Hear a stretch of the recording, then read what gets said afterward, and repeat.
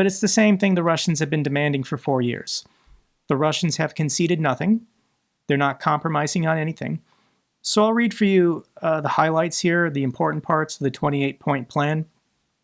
Number 3, it is expected that Russia will not invade neighboring countries and NATO will not expand further.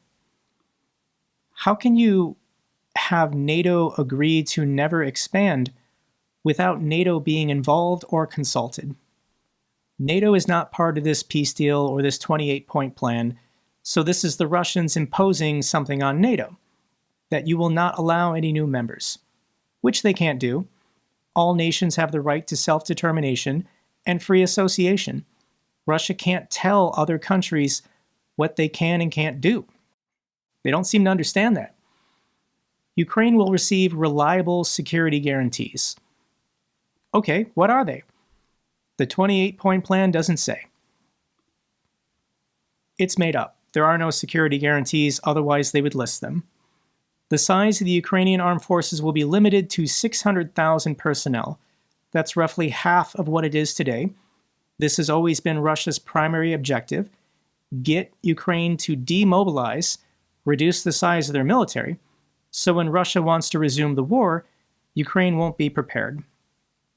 We can skip to 13. Russia will be reintegrated into the global economy.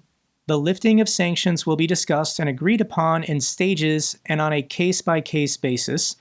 The U.S. will enter into a long-term economic cooperation with Russia for projects in the Arctic. Russia will be invited to rejoin the G8. The G7, or the G8, this is a league of democratic nations. You don't get to be a member if you're not a democracy. And Russia is a dictatorship. Putin is a dictator, serving for life. So no, Russia doesn't get to join the G8. That's insane. Number 14, frozen funds will be used as follows. $100 billion in frozen Russian assets will be invested in US-led efforts to rebuild and invest in Ukraine. The US will receive 50% of the profits from this venture.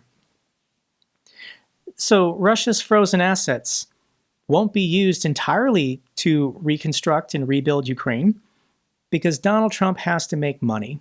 He has to turn a profit. America has to make money from those assets that are frozen in European banks. Never mind the Europeans. That's insane.